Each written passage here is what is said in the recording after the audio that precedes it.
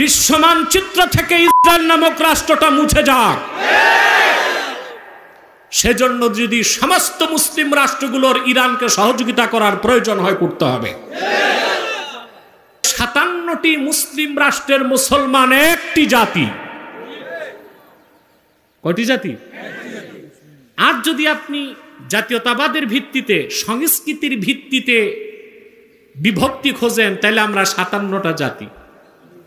বাঙালি, পাকিস্তানি, আফগানি ভাগ হয়ে গেছি তো, এই যে জাতীয়তার পরিচয়ে, সংস্কৃতির পরিচয়ে, ঠিক না? আর যদি আমাদের মূল পরিচয়টা লালন করতে পারি, আমরা মুসলমান, তাহলে 57টি ভূখণ্ডের সব মুসলমান একটা জাতি। এই 57টি ভূখণ্ডের প্রায় 200 কোটি মুসলমান যদি এক হয়, কিসের আমেরিকা, ইসরায়েল? এই বিশ্ব সন্ত্রাসী ইসরায়েলকে মারতে বোমা লাগবে না, মুসলমান পেশাব করলে ভাসতে ভাসতে ভূমধ্য সাগরে চলে যাবে।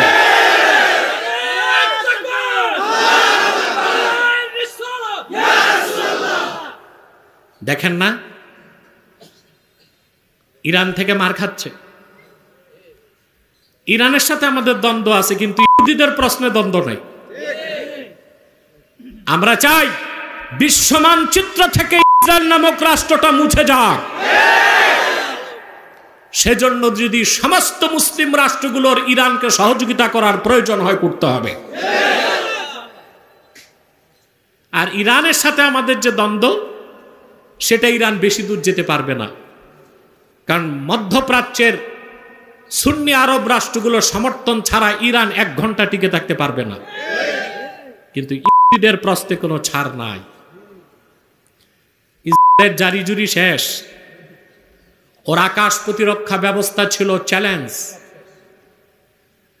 আপনার আয়রন ডম, আমেরিকার সর্বাধুনিক এয়ার ডিফেন্স সিস্টেম, থার্ড, সব কিছুকে ভেদ করে ইরানের মিসাইলগুলো আঘাত করছে ইসরায়েলে।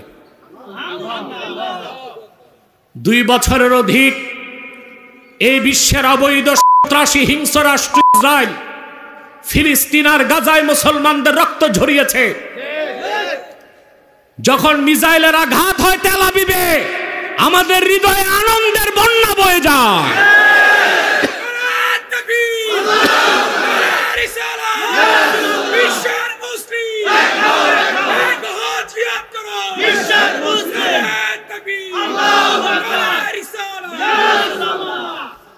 মিডল ইস্টের সবগুলো রাষ্ট্র, সৌদি আরব, কাতার, বাহরাইন, এরা সবাই নিন্দা করেছে ইসরায়েলের এই হিংস্র হামলার তেহরানে।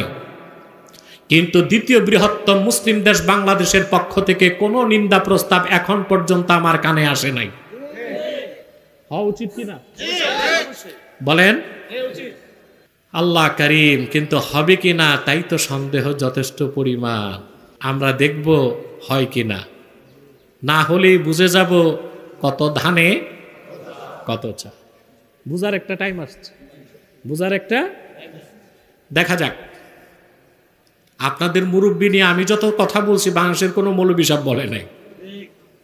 আমি যা যৌক্তিক কোরআন সুন্নাহ ভিত্তিক গঠনমূলক সমালোচনা তা করে গেছি। এখন অনেকে সুর পাল্টাচ্ছে, দেখে যে না কথা তো ঠিক। দেখেননি আপনি?